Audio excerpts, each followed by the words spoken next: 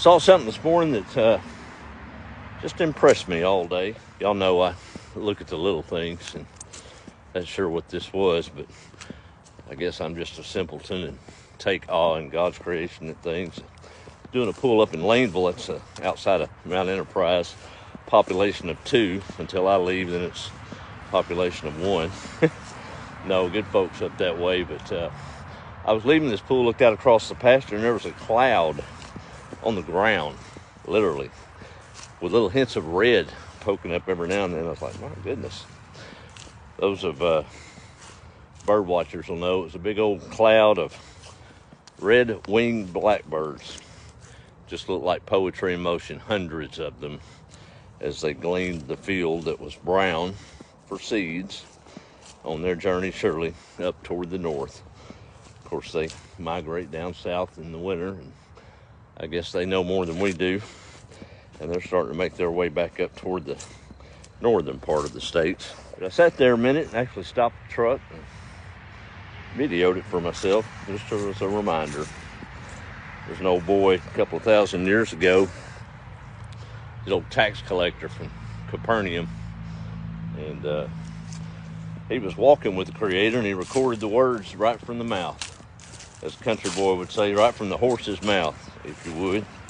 He said, why do we worry? You know, even the birds of the air don't worry about where their next meal's coming from. And they sure wasn't, were they? There's a big difference in planning and preparedness versus panic and reaction. And sometimes I forget that. I guess it's because those walls never knew panic in that house. Gardening and just having things to eat and on hand for later was a way of life. So I guess panic is a little foreign to me. Don't get me wrong, I'm all about planning and preparing for things to be, but I was thinking about them old birds. They probably don't even know it's an election year, or that there's a lot of doom and gloom going on Facebook, and little Johnny ran off with Susie, and they have no clue. They know who made them.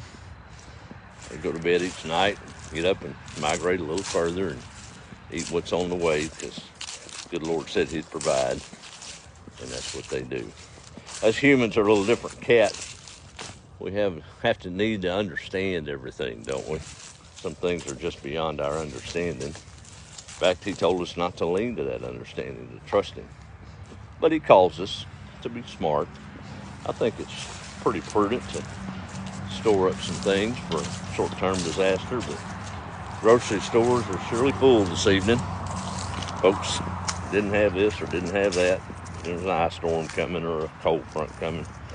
Supposed to do that because it's a Tuesday or just a random Thursday, aren't we?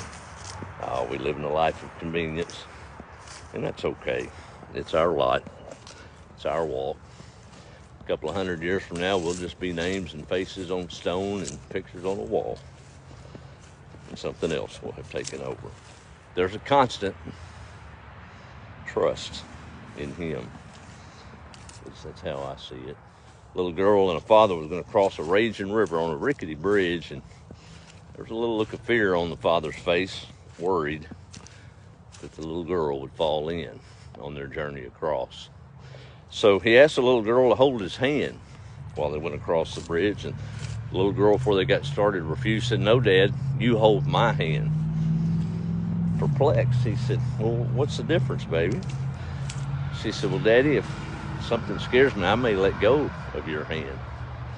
But if you hold my hand, I know I'll be safe because you won't let go.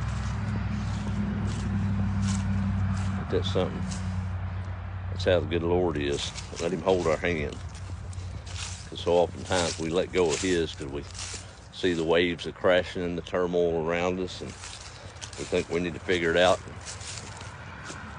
get off the boat or run or store up a bunch of food or whatever we need to do. He said, no, just hold to me. Hold to me. Be like the birds of the field. Them old Israelites, they kept moving, but they tried to store up a little manna when they was in the wilderness. It was full the next day because the good Lord knew he'd have some fresh provisions for them the next day. That's all we got right is this moment. Don't get me wrong, I'm not saying to live willy-nilly. You need to do a little planning, a little preparation, but do it because it's just that week's food stores. Learn how to grow a tomato and what it takes to put them up a little bit. Anyway, I just was impressed about those birds this morning. Kind of settled me down a little bit. Because I worry. I do. Don't get me wrong. I'm a bundle of nerves someday about what... Most of the stuff we worry about never happens anyway, though, does it? That's right. Heard that all my life. I'm looking at this old pasture. It don't know what's about to hit it, hopefully. You know, it's good to have...